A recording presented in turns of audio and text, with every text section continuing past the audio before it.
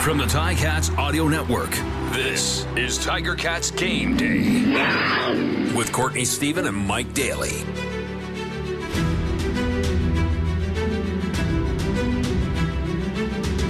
Welcome back to Tiger Cats Game Day, presented by Tiffany Gate Fresh Gourmet on the Ticats Audio Network. It is Week 5, Game 4 for the Hamilton Tiger Cats, and they are hosting the 1-2 Ottawa Redblacks tonight at Tim Hortons Field, 7 p.m. It's going down, the first of 3 matchups between these teams, and as always, to kick it off, your pregame show is Courtney Stephen, joined by Mike Daly. And Mike, we're fresh off the bye week.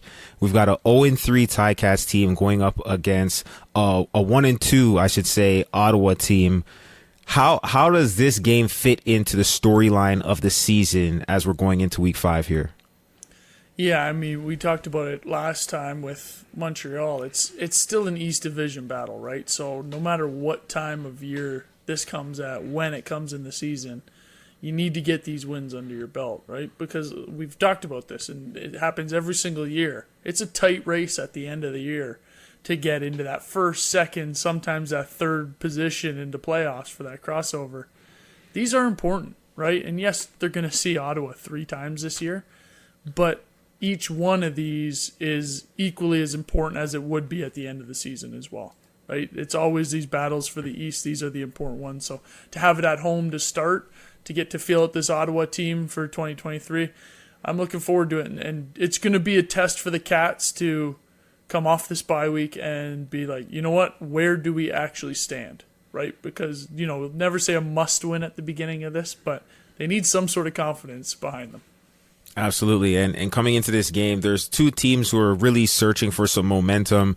Last week, Ottawa beat Edmonton 26-7, which was actually a pretty good demonstration of the potential that they do have, even though they did it in an unorthodox fashion. There was 8 different receivers who caught the ball. They really put the ball on the ground and ran it a ton, actually. One back had 17 carries, and we'll get into that. Lewis Ward did his thing. It was a group effort, whereas on the other end of the spectrum, or on the other side of the ball, you've got the Ticats, who were on a bye week, but they are 0-3, one of 2 winless teams in the CFL between them and Edmonton, still searching for their first win. And it hasn't been the season that anybody in Hamilton was hoping for to this point, but like you said, it is very early. So this game could be a very good chance for that Ticats team to get started in the right direction and really spin things back to the direction they want to head. So let's talk about who's going to be on the field for this game. There have been some movement in both of these rosters and some big changes. So we'll talk about first on the Ticat side. We've got Coulter Woodmansey coming back into that offensive line group.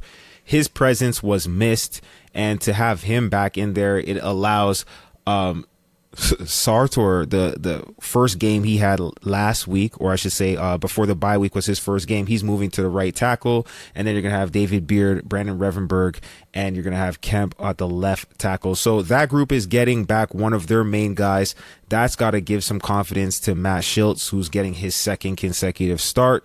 And there's a couple of other folks in the mix, like Kyle Loxley. I'm not sure how much we'd really see from him, but for those who watch the CFL, he was a quarterback in Edmonton just a few short weeks ago, got in the game for 1 play, fumbled a snap, and then he ended up in Hamilton. So who knows what we can expect to see from those new names, but what's to be made of the folks who are in for the Ticats? Yeah, and just the first thing that stood off the page for me was Kyle Loxley wearing number 89, right? Like, whatever that means, maybe he lines up at receiver, maybe not, right? But the first thing I thought, I was like, oh, that's pretty interesting, right? But that's how it goes sometimes in the CFL. Your time runs out at one place, you come into another place, and he's done some short yardage stuff before, and I'm sure they'll trust him to get in there and do a couple sneaks. He's a bigger body, really athletic, ultra-athletic guy back there, so interested to see how they use him. Probably not a bunch this first time out, with him in the dress mix. But the other thing I want to take kind of a little bit of attention to is Tunde Adeleke is out for this game. Right, has a little bit of injury, nursing something. So Stavros Katsantonis is in. And Court, you and I have, I've played with them. You've been around him enough. We've seen enough film of Stavros. And the one thing the Ticats are missing on defense is going and getting that ball, right? And what Stavros does is he is just a type of guy where not really sure how he does it every once in a while, but he is around that ball all the time, right? So I'm very interested to see how this works. Listen, Tunde Adeleke is one of the best safeties in the league, right? We know this. But Stavros brings in a different atmosphere back there on how he's going to approach this game. So maybe can take a couple advantages of, maybe a missed throw from a new quarterback that's getting his first start in Hamilton this year. And maybe we'll dive into that a little bit on Mazzoli, but interested to see how Stavros is going to do with his first start this year as well. Totally. And, if I was to compare the two players, just speaking about up and down between Tunde coming out and what will be missing from his game and what Stavros brings to the roster, I think when you talk about Toon, he's very dynamic athlete. And so that allows you to put him in different positions. In 2022, we saw him featured at the field half, which is a wide open space. There's not a lot of help. You've got to really understand the timing of routes and be able to play man to man with somebody who has the waggle. Now, it's a little bit different than playing safety and covering the waggle because you're closer to those linebackers and you have a little bit more support. Whereas at the field half, you're really out there by yourself. A lot less window dressing to make it hard for the quarterback to pick you apart. So he brings that dynamic and he can get down and cover with the best of them. And that's one of the most advantageous things about his toolkit that he brings to a team. But I believe Stavros Katsantonis is a better ball hawk than Tunde Adeleke as far as see ball, get ball. Now, Tunde can go and get it. Don't get me wrong, but I think Stavros has a knack for playing center field. And that's really what I'm looking for. It's not as much the big hits and things of that nature. He definitely can tackle. He's a special teams monster. And we know you can't make a career on teams without being a great tackler. But it's specifically, like you mentioned, locating the ball, covering ground, and then getting to those tips and overthrows. That's the impact I expect Stavros to make, and I'll be anxiously awaiting to see if he takes advantage of that. And I think we'd be remiss to not mention, Lawrence Woods III will not be in this game, and he's a guy who had been starting and on special teams. So for him to be out of the game and to have Lawson Jr. coming in at the corner, and then to have McAllister taking on the return duties, you're going to have two players filling the role of one guy. That'll also be another storyline to watch, but I think we can get into the special teams battle and things a little bit more down the road. First, I'd like to talk about this Ottawa offense. Big storyline for them in Ottawa is, of course, Jeremiah Masoli is back in the lineup after taking 1 year off. And this team last week started to get some momentum. They're coming off a much needed win. They're looking to build on what they had going last week. How much of a lift is it for guys in that locker room to get Jeremiah back while they're feeling a little like they're feeling themselves a little bit? They just had a win, like a 3-score win. How big is this for them? Is this add to that? Or do you think this potentially could offset that momentum because now you have a new guy behind center who didn't actually win the game last week? Yeah, listen, I would say you're correct in terms of it offsetting that and really, kind of messing up the flow that they had from last game, but not at all with Mazzoli coming in, because what they did last game was they, like you mentioned at the beginning of the show, they ran the ball extremely well. And that's how they won the game. So if it was that the other quarterback in there last week or the week before were playing out of their minds and then Mazzoli came back, that would be a different thing. But that wasn't the case, right? Other parts of Ottawa had gotten that game done against Edmonton. And now to insert really the leader of this Ottawa team as of the start of last year with the whole revamp with Sean Burke coming over there, Mazzoli was that heartbeat of the team and showed it. at the beginning of the year until that injury. I think him being back in is going to give all those guys around him a little extra juice of energy, a little extra feeling of, yeah, okay, now we're ready to roll as a team.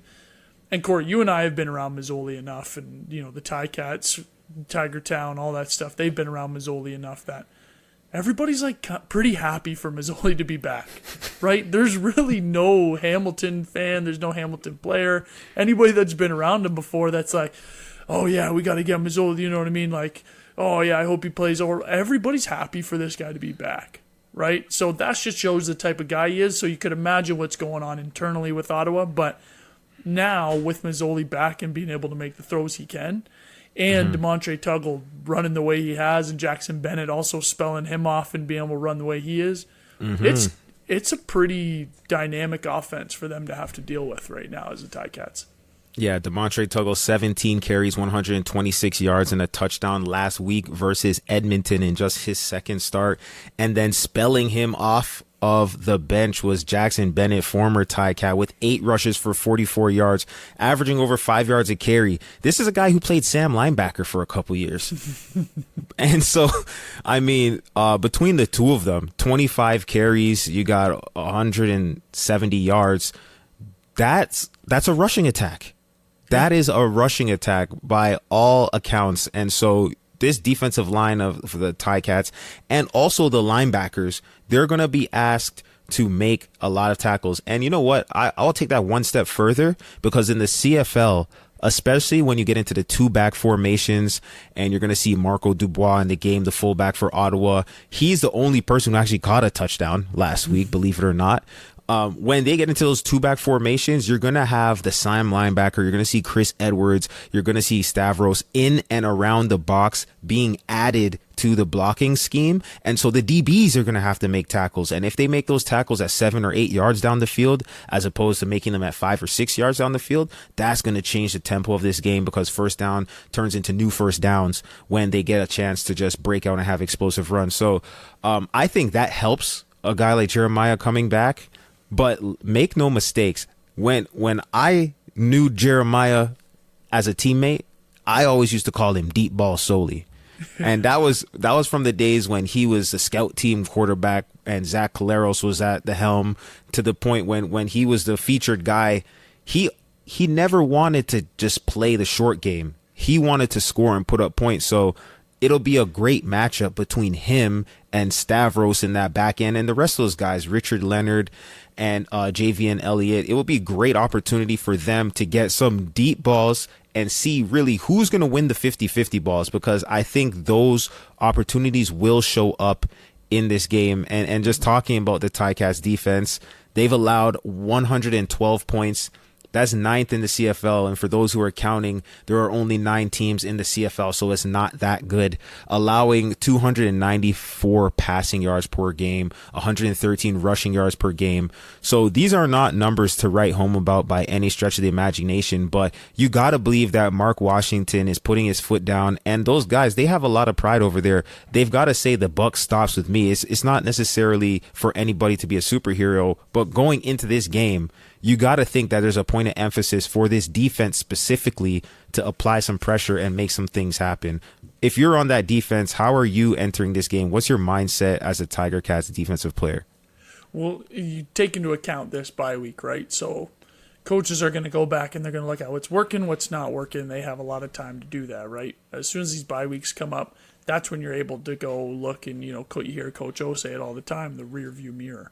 Right, and check out what happened, check out what was going on, right? During the regular season week where you're playing game after game, you don't really necessarily have that time because you're right on to the next team that next day, right? So I think what Mark Washington's going to do is he's going to go back, look at what's working well, right, and try to put that at the forefront, play that a little bit more, whether it's simple zones, whether it's trying to get more simple for these new back end guys to be able to start playing together, right? Because the way football works, especially as a defense and especially trying to work in a group, is you need to start with walking, even crawling at some point, right? And being able to get these simple reads down so you're sharp and able to make plays on the ball.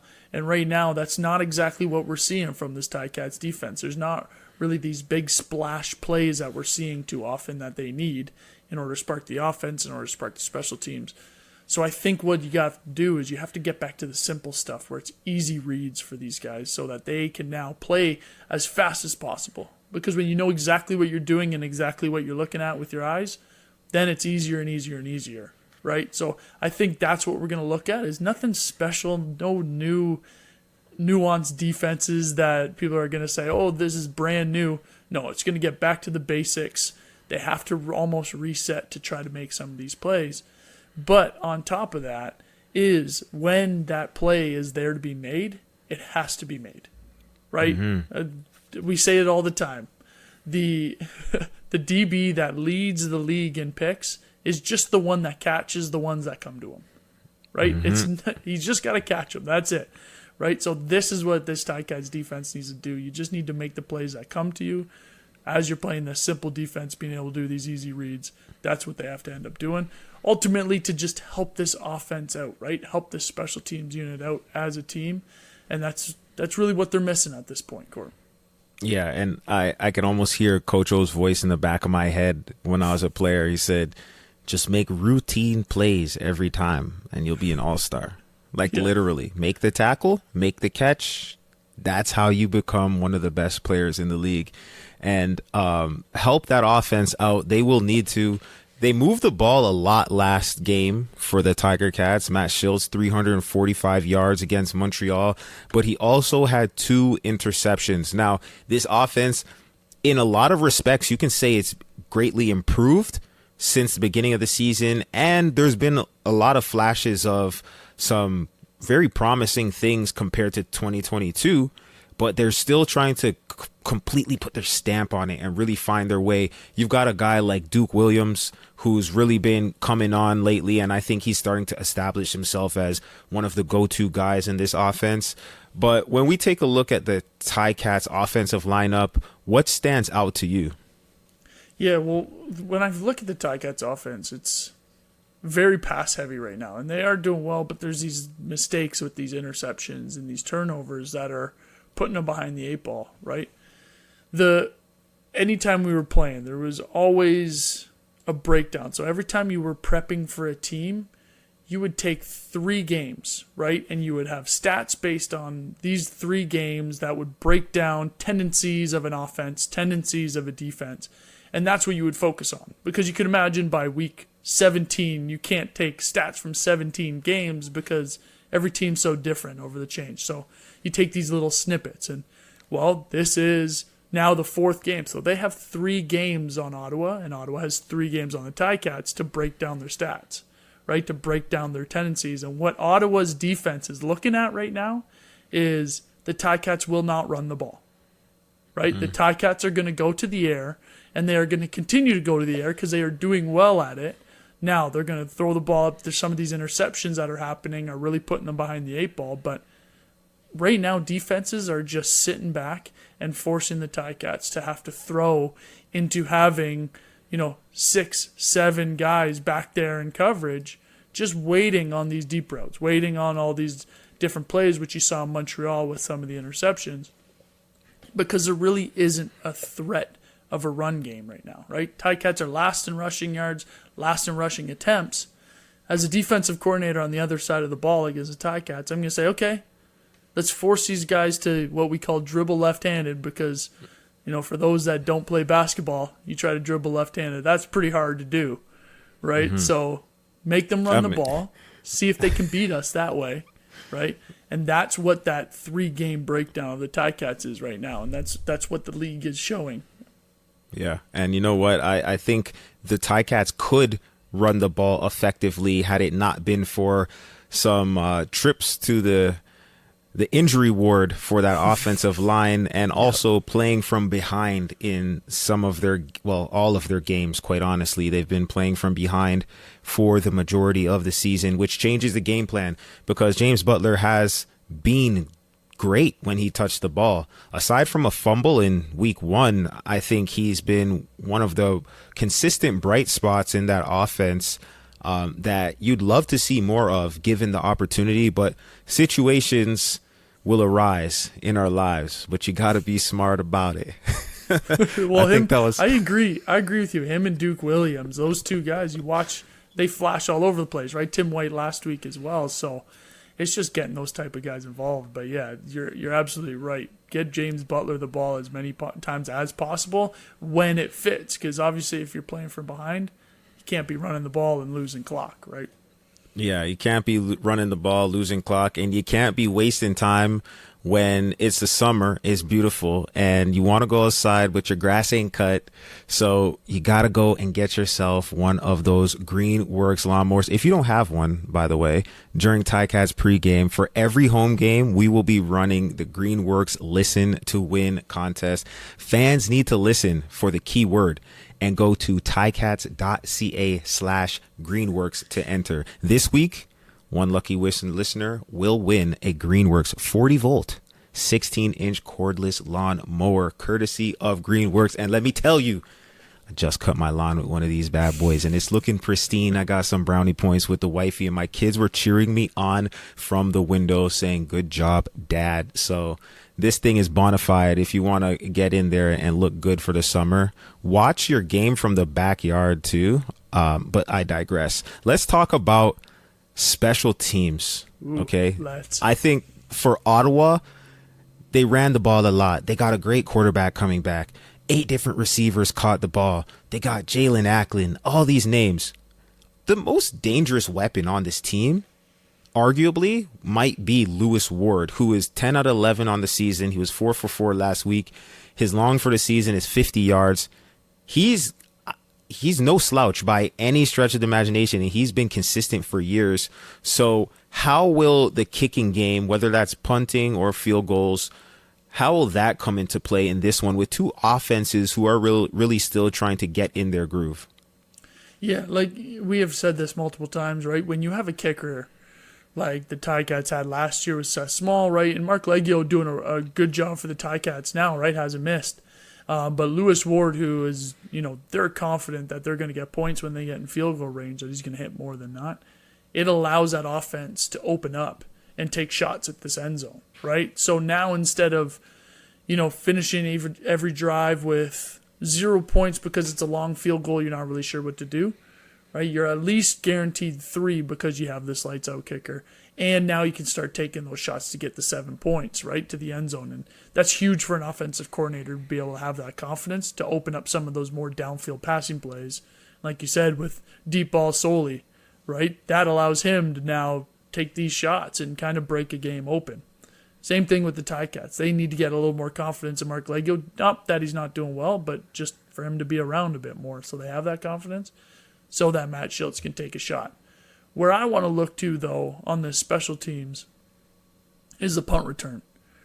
Brandon Dandridge for Ottawa, he's been doing well. They're getting their offense in good positions, right? He had over 100 yards returning last week, right? What the Ticats really need to work on, and Court, this is new for Tigertown, is they're currently last in punt return average, right? Especially with a guy like Lawrence Woods back there, right? Speedy B coming back as a player distinction last game against Montreal. Like, Tigertown's not used to not having these big, flashy return games, and it's just not happening this year, right? Dead last. So that's where my focus is going to be, because when you look at an offense that's struggling a little bit, right? You look at a defense that's struggling a little bit. You need to blow the game open with a couple big returns to put that ball into positive territory for this Ticats, right? Can't be losing the field position battle as well as struggling on either side of the ball. So I'm really looking for McAllister, who's now going to step in for Lawrence Woods, to try to make something happen. Right now, I do want to make it clear that it isn't all on the returner, right? There's 11 other guys out there that need to block, and they need to get together. They need to get, some cohesion together with all these injuries that are piling up. It is a hard thing to do. But that's where I'm looking to for this Ticats team to really turn around, being able to put the ball in the end zone, being able to keep teams out of the end zone, because really this is the group that's going to need to spark either side of the ball. I think it's interesting, though, because when I think of the great special teams return guys for the Ticats, many of them, while they were at their prime, were spot duty guys on offense or defense, and then full-time returners. And maybe it's the transition from Lawrence Woods going from being a focused return guy to being a little bit on defense, not even a little bit, being full-time on defense and a little bit of a returner.